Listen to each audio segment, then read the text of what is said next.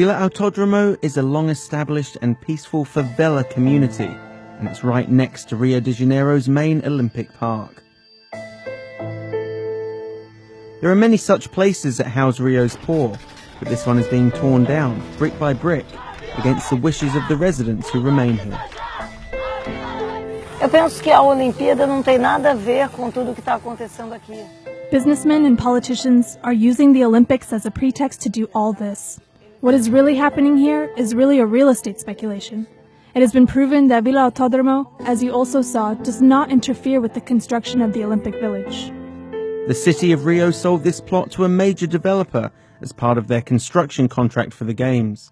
Luxury apartments are planned, even though residents of Vila Autódromo had a 99-year legal lease to remain. Many opted to leave and accept offers of small apartments across the city. Others took up the fight, supported by charitable groups. I started visiting Vila Autódromo a week after the decision to host the Olympics, and what I found there was an incredibly vibrant community that was incredibly resilient and really loved their community. Quero que ela tenha valores, bons valores. I want my daughter to have good values, integrity, dignity. I want her to understand that economical values cannot always come before dignity or respect. That is why we are fighting here. When USA Today Sports first visited here in February, many dwellings had already been demolished.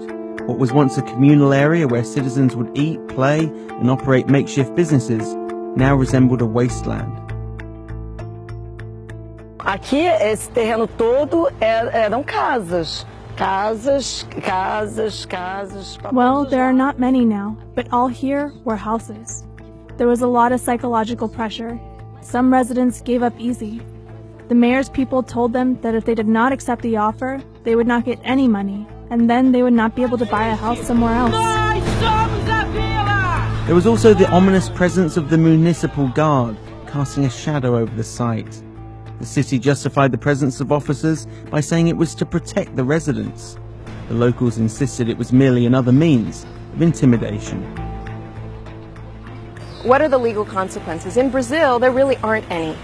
And so the cost benefit to the developers, to the city, is much greater to just simply go ahead with the arbitrary behavior, and people's lives are put up in this game, in this process. It is complicated for the government because when they urbanize, they need to remove everyone. Often they let people stay in and bid to attract more political votes, but not always. In the case of Vila Autódromo, the proximity of the plot to the Olympic site made it too valuable to ignore. That was of little consolation to the residents, who felt their rights were being ignored. A luta continua até o fim. I feel a profound sadness to see the degradation of public officials, the wrongdoing of their power. Now that Olympics are happening, they want to kick us out in front of the world. 3 months later, in June, the fate of Vila Autódromo was sealed. The developers had fully moved in, and virtually all the residents had been removed. Sandra Souza remained, for now, having claimed a minor victory, as she was given the right to occupy a new apartment at the site. However, she will always remember the Olympics as the event that altered her life and tore apart her community. Meu sentimento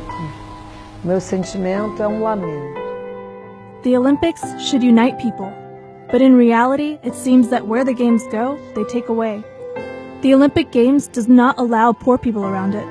That does not happen.